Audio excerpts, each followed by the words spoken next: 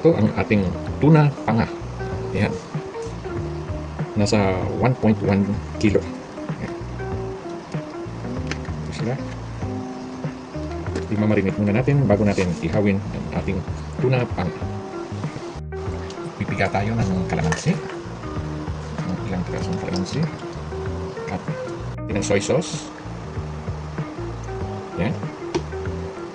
Ating bar seasoning. Lagyan din natin ng konting paprika, ang ating mixture. May konting iodize.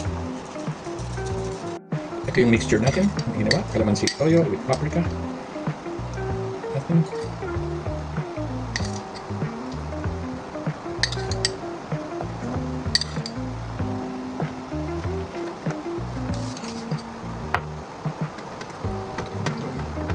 Rub the mixture generously.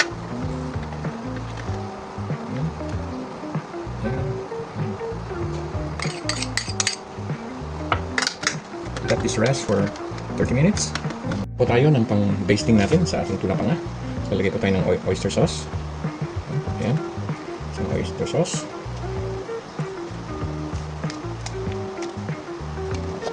Ayan. Lalagyan po natin ng brown sugar. Ayan. Lalagyan po natin ng salt and pepper. Yan po ang ating pang-basting sa ating tuna panga. Later on po, lalagyan din po natin ito ng kalamansi. Ito na ang ating tuna panga. We will now start grilling. Fresh na fresh from galing Jen's hand.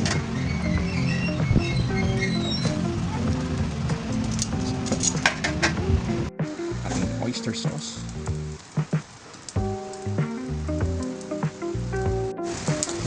Ating basting oyster sauce.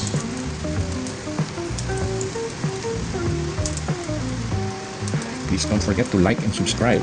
Follow us.